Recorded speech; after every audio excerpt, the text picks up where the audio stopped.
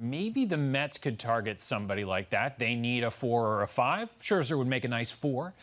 So switching gears to the Mets, what starting pitchers, in addition to Scherzer, could you see them pursuing? Well, listen, I think that they need a starter, too, in my mind, in just looking at that, especially because David Peterson hasn't pitched well enough, and there's a lot of uncertainty. We don't know about Carrasco coming back or Syndergaard. So there's a list of guys, and I throw Scherzer in there, although I think it's unlikely that he gets traded by the Nationals until the very last minute. And I don't think Mike Rizzo, their GM, will trade him within the division, even though he'll be a free agent. But there's some guys that are having some really good years. John Gray in Colorado, he had a little tweak to his elbow. He's fine. He's going to make his next start, so that shouldn't be an issue. Kyle Gibson is an underrated American League pitcher, very consistent, that shouldn't cost a ton.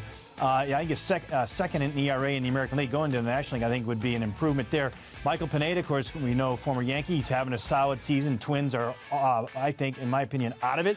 So I think he's going to be available. And Tyler Anderson's a lefty that, listen, I'd like, ideally, if everything was equal, I'd like to see the Mets get a lefty in that rotation. Anderson, except for his last start, I think it was against the Dodgers, he's had a really good year, so he would be an interesting name too. But I think any one of those, for me, would be an upgrade on what they currently have. I like that we threw Scherzer on that list because we were having a conversation about him, but one of those things is very much not like the other. But, Rec, what do you think of those names? Yeah, look, I like them because I think when you talk about a guy like Gibson, I caught him a little bit with Minnesota in 2017, and I did. I liked what he had, and he's since then, I mean, at the time, he was more of like a number 5, he'd give you innings type of guy. Well, the last couple of years, he's put together some pretty decent years. He's been fairly consistent at that, and I do like the idea of him being a part of this staff and just being able to eat up innings. He's a contact guy. I like what he brings. I also like the upside of a John Gray. I faced him back in 2015, 16, 17 when he was coming up with Colorado and when he first got to the major leagues,